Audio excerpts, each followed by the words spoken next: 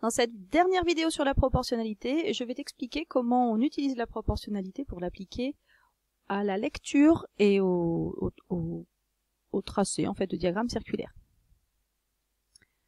Alors, pour le moment, donc, on veut lire un diagramme circulaire. Comment est-ce qu'on fait? Là, on nous donne un exemple. On nous dit que lors d'un sondage effectué auprès de 120 personnes, on leur a demandé quel type de chocolat elles préféraient. Et on a obtenu ce diagramme-là.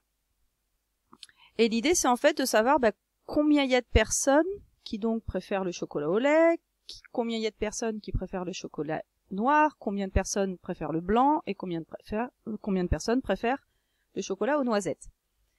Alors, pour commencer, toi, tu prends ton rapporteur et tu mesures tous les angles. Donc là, l'angle ici, l'angle de la partie jaune, du secteur jaune, l'angle du secteur bleu, etc., etc.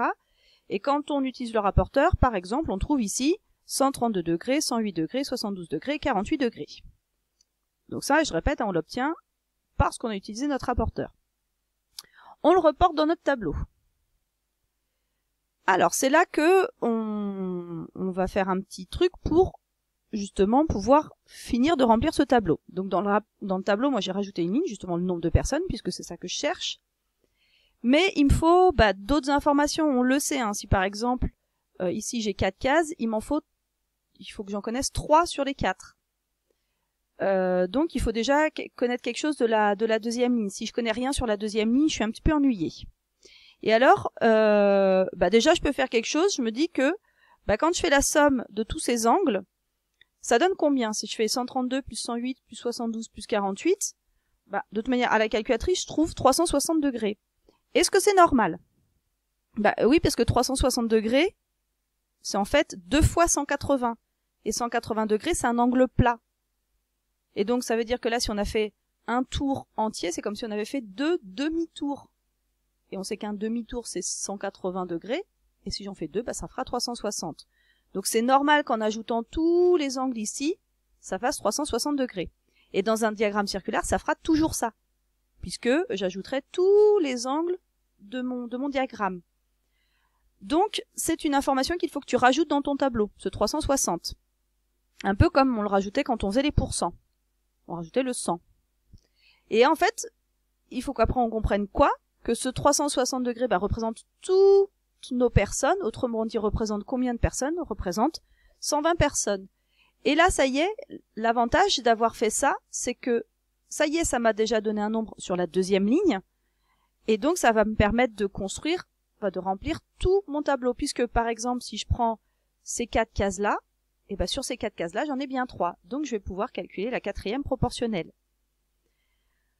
Exactement de la même façon, si je prends la première colonne et la dernière colonne, ça fait, si je fais abstraction des autres, ça fait que sur ces 4 colonnes, sur ces 2 colonnes, pardon, sur ces 4 cases, j'en ai 3 que je connais. Donc, je vais pouvoir connaître la quatrième.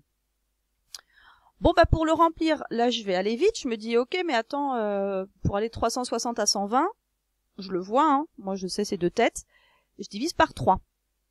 Bon, donc, si ça se passe comme ça pour aller de la première ligne à la deuxième, comme on est en proportionnalité, on va faire la même chose sur tous les nombres qu'on a. Donc, on va faire 132 divisé par 3, ça fait 44.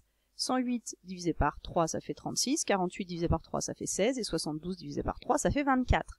Et ça y est, une fois que j'ai rempli ça, je peux conclure. C'est-à-dire qu'il y avait 40, dans notre panel de 120 personnes, il y avait 44 personnes qui préféraient le chocolat noir, 36 qui préféraient le chocolat au lait, 16 qui préféraient le chocolat blanc et 24 qui préféraient le chocolat aux noisettes. On fait juste attention à quelque chose, que quand on ajoute ces 4 nombres, ça donne bien 120, pour vérifier qu'on a bien pris toutes nos personnes, qu'on n'a pas fait d'erreur de calcul. Donc voilà comment on lit un diagramme circulaire. Donc à toi de t'entraîner sur ce style d'exercice. Ensuite, on passe à la deuxième partie qui est la partie inverse. C'est-à-dire que là, on nous donne l'information dans le tableau, mais c'est à toi de faire le diagramme circulaire.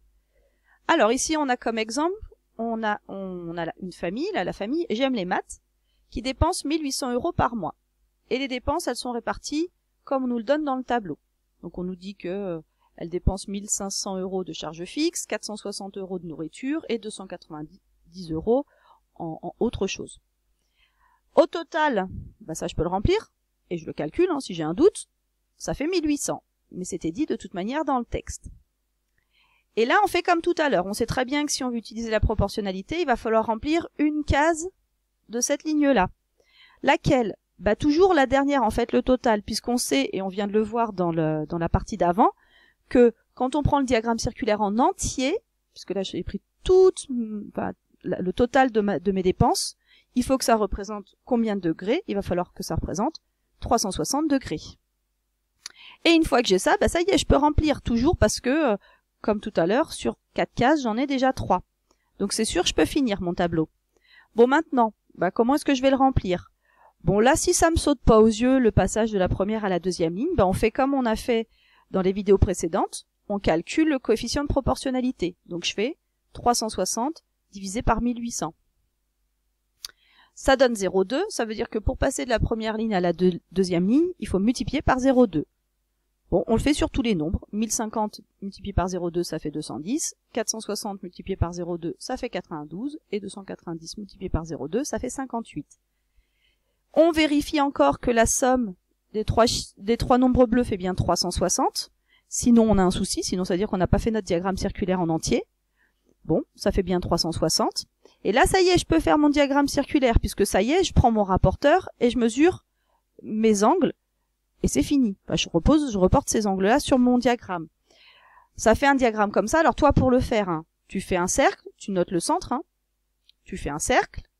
Ensuite, tu fixes, par exemple, un des rayons, n'importe lequel. Là, par exemple, je fais ce rayon-là. Et là, j'ouvre mon compas, mon rapporteur, je mets 16 degrés. Non, c'est n'importe quoi. Je mets, là, parce que c'est marqué en pourcent. Je mets, excuse-moi, donc dans les diverses, il y avait 58. Donc là, j'ouvre de 58 degrés. Pour les charges fixes, je vais ouvrir de 210 degrés. On voit que c'est un angle obtus, hein. Donc 210 degrés, c'est le problème, c'est qu'avec ton rapporteur, tu vas avoir du mal puisque ton rapporteur, il fait que 180. Donc en fait, ce qu'on fait, c'est qu'on prolonge ici pour faire 180, pour faire un angle plat. Et pour aller de 180 à 210, il manque 30 degrés. Donc il suffit de rajouter 30 degrés ici. Et une fois qu'on a fait ça, normalement, ce qui nous reste, si je mesure ici, ça doit faire 92 degrés. Donc, voilà pour faire le diagramme circulaire. Donc, une fois qu'il est fait, on se dit, ok, nickel, c'est bien, il est fait, parfait.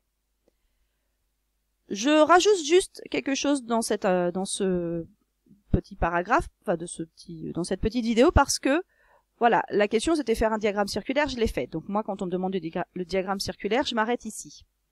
Oui, mais si en plus on me demandait justement de calculer quel pourcentage, là, ce qu'on nous a donné comme information ici, quel pourcentage ça représente, comment est-ce que je ferais?